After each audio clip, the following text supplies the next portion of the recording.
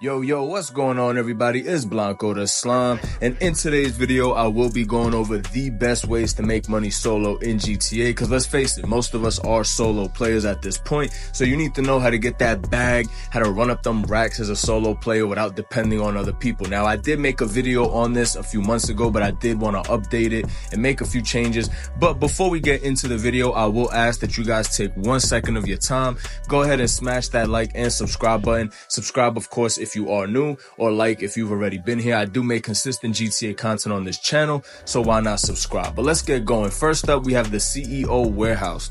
Now, the CEO cargo warehouse, of course, is a very good way to make money solo.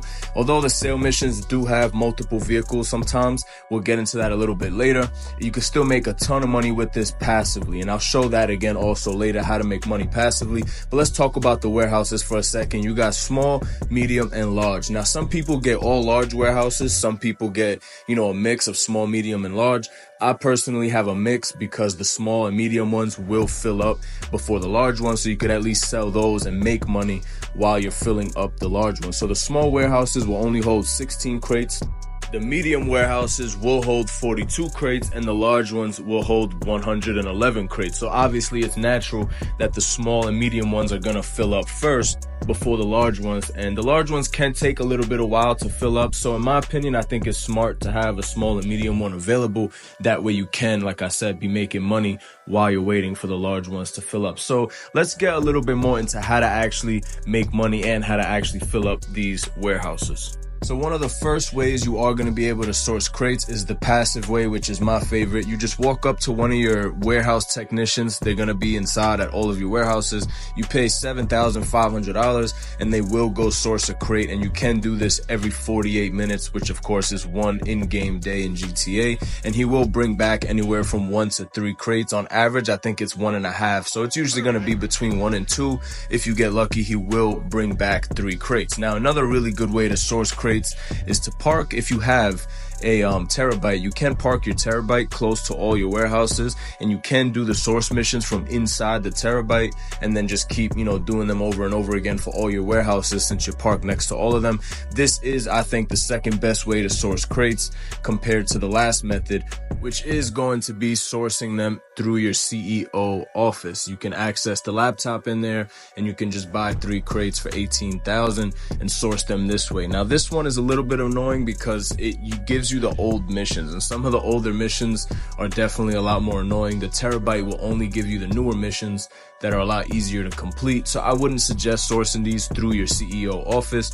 And I would definitely suggest doing them through the terabyte and also passively with your technician. Now let's get into sale missions. So some of the sale missions will spawn multiple vehicles. You'll see it on your screen here.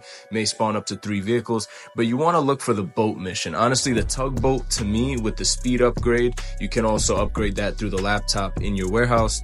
I would definitely get the speed upgrade on it and try to get the sale mission with the tugboat, because it does place all of your cargo on one vehicle. You just drive it out to the ocean. It takes literally 3 to 5 minutes, and you make your entire sale with one sale vehicle. Now, the reason the CEO office is at number 7 and not higher up on the list is simply because of the fact that the warehouses do take quite a bit of time to fill up, and the sale missions are not as ideal as some of the other businesses we have listed here. So that does give it a little bit of a hit in terms of where it placed on the list. But you guys can always let me know down below in the comments if you think I should have put something higher up.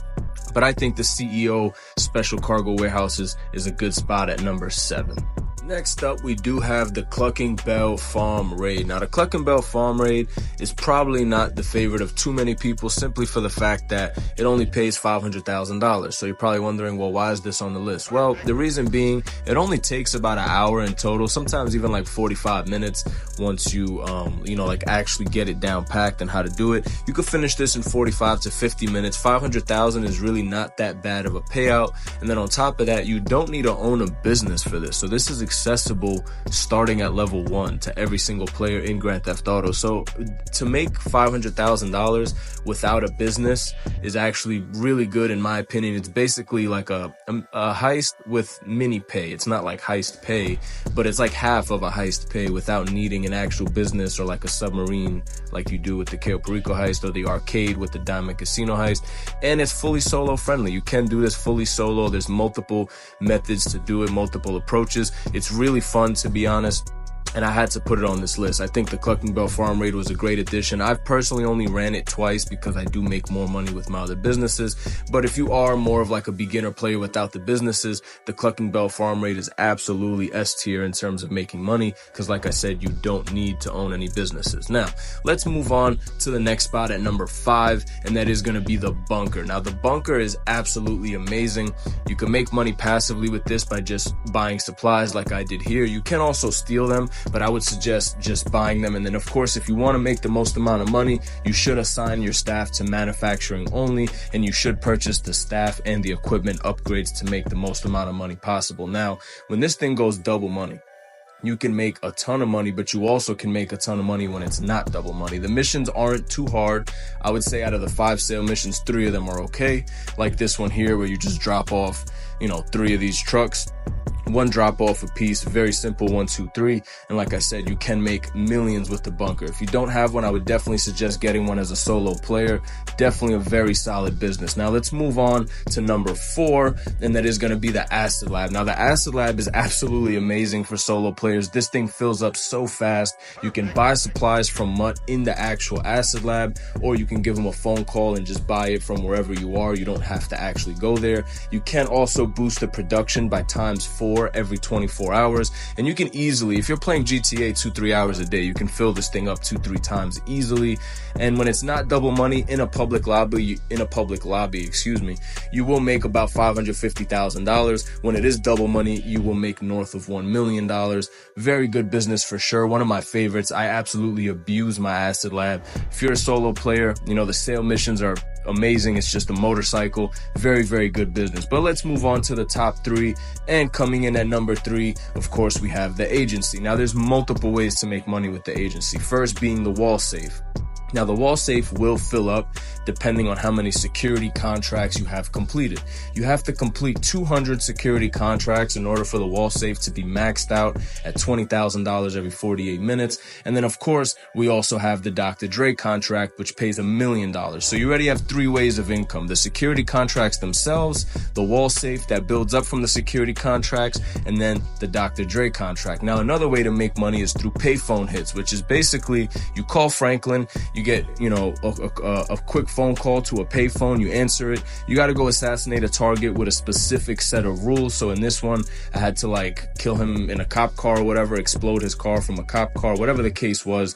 But basically, you get an assassination bonus, and you will make $45,000. And you can now do this about every 10 minutes. It used to be only every 48 minutes, but that's coming in at number 3. Moving into number 2, we do have the Nightclub. Now, the Nightclub is one of the best businesses to own in the game, probably the best passive business in the entire game. And the reason I say this is once you own all the corresponding businesses for the Nightclub warehouse, this thing is just a money-making machine. But it also has a wall safe, which generates $50,000 every 48 minutes, just so long as your popularity is kept full.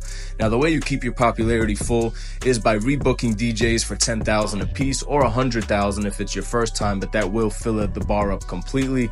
Or if you just need to fill it up a little bit, I would suggest booking the DJs for $10,000. Now, here is the Nightclub warehouse. These are, the 5 technicians that you need. You have to buy all 5 technicians, and you have to own 5 MC businesses to get this warehouse fully up and running. So it's a little bit pricey. Don't get me wrong. You do need to buy the 5 businesses, the 5 technicians. You need to buy the storage space, the equipment upgrades, of course, and the staff upgrade.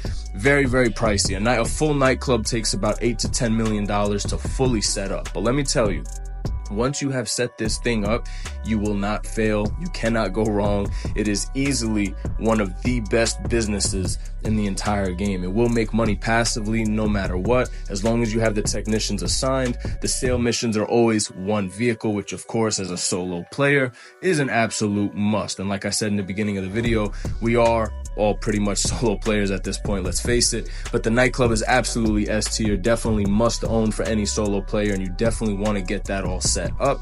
And I do have videos on my channel for guides for all these businesses if you want to just look through my channel. But let's move on to the number one mighty spot. It still goes to the Kasaka Submarine. Now I know that's cliche, it's, you know, it's corny maybe to put it at number one, but it is what it is, man. I'm gonna put the best way to make money at number one, and Cayo Perico, as it stands in 2024, is still the best way to make money in Grand Theft Auto Online. There's absolutely no other way or method that can compete with Cayo Perico. You can finish the entire heist in like 48 minutes. It's a big bag, million plus every single time, even with the tequila.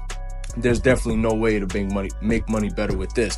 Now, of course, you can also combine doing the Cayo Perico heist with your passive businesses, like, you know, like all the ones we mentioned here, the Acid Lab, the Bunker, the Nightclub. All these businesses will build up as you're doing the Cayo Perico heist. So you're making the mil plus from the Cayo Perico, and then by the time you finish it and go back, you know, to the other businesses, you just got a crap ton of money, man. Like, Cayo Perico is definitely cash king, and cash is still king in Grand Theft Auto. Of course, you need cash to be able to have fun in this game. So to me, the Kasaka Submarine is also a must buy. It's only like $2 million. You can make that money back in just 2 Cayo Perico runs, and then from there, it's straight profit. So as a solo player, definitely get yourself a Kasaka Submarine. It is definitely still the best way to make money, of course, through the Cayo Perico heist. And I'm not hearing it, man. I don't care if it's corny or cliche. It's the best way to make money. It's gonna be number one.